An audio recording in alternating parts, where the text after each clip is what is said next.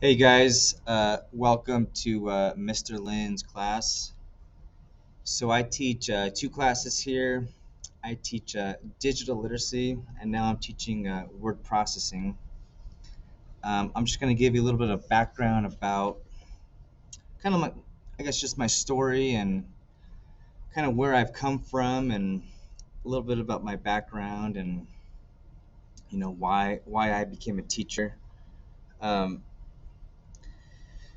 so let's start in junior high. So seventh grade. Seventh grade was kind of a hard year for me. I guess I was kind of struggling with different relationships back then, and I didn't really have the best relationship with my teachers, and you know what I mean.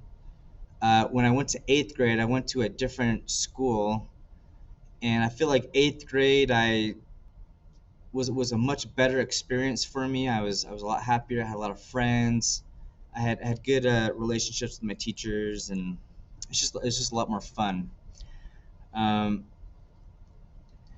and then I went into high school. In high school, I kind of messed around. I had a lot of fun.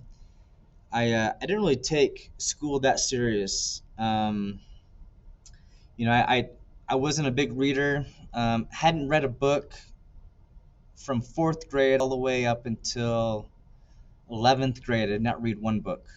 Um, and I didn't see the reason behind it. I didn't understand why reading was so important.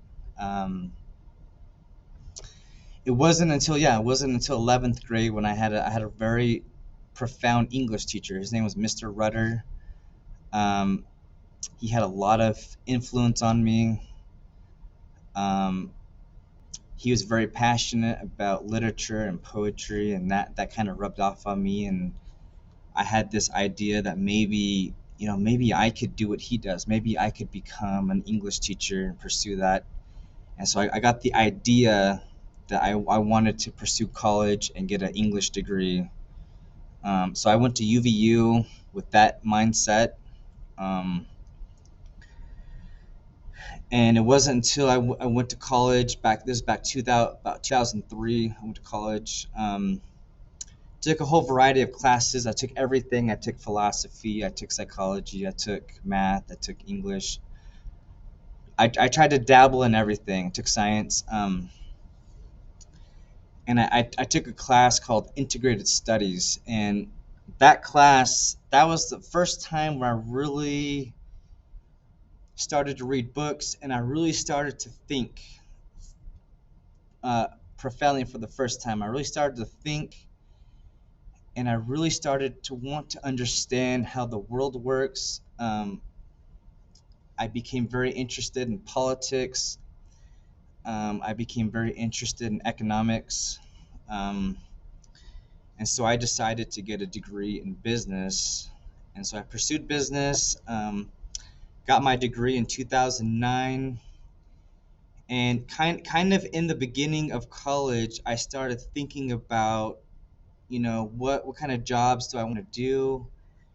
And I always came back to teaching. I always had this interest in teaching. Maybe I should pursue teaching. And so in 2009, I found this job opportunity to travel and teach. So I traveled to South Korea and taught English. And I taught English to kids, adults, professionals. And I had a great experience doing that. I love Korean food. And then I came back to the States and I was kind of, I didn't have a teaching certification, so I couldn't teach in the States. And so I,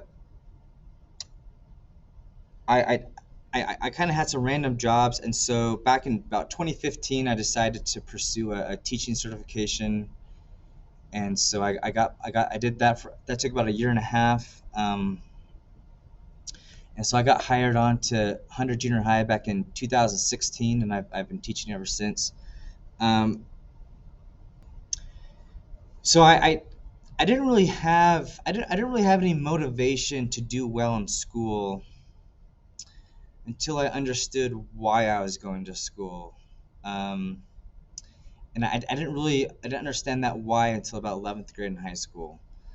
Once I realized I wanted to have a family, I wanted to have a job, I wanted to have a car, I wanted to have a nice house. That's what gave me the motivation to learn how to learn. I was not a good reader.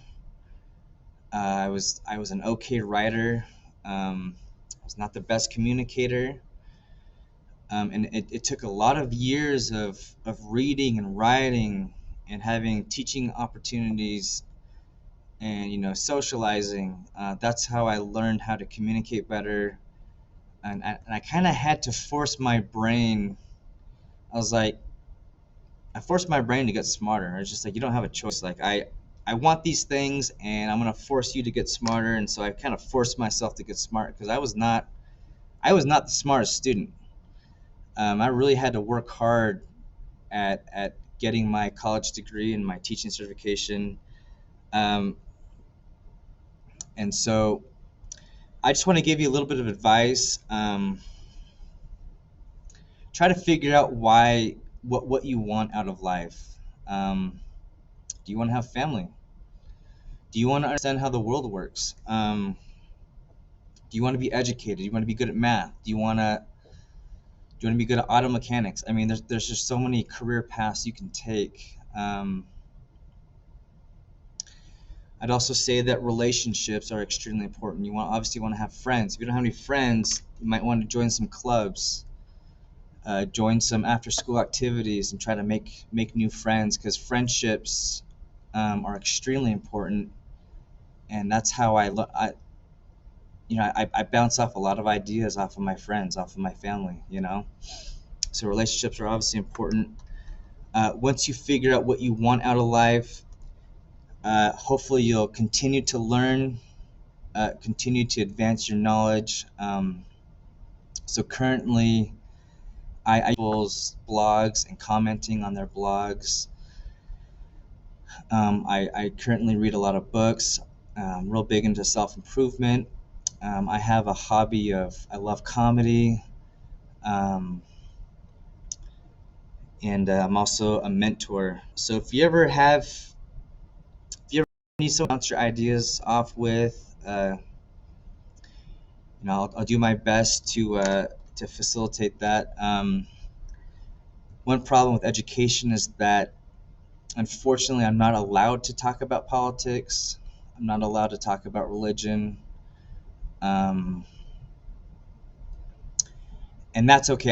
That's because they don't want us offending any students, and I totally get that. And I won't ever share what my political affiliation is. I won't ever talk about my religion or anything, just out of respect for you guys, out of respect for the profession of education. But yeah, just figure out what you want out of life, and that's what's gonna motivate you to push through school, push through high school, and not everyone has to get a college degree. You can get certificates. You can learn how to be an auto mechanic. There's millions of different certificates you can get, um, and that's my story.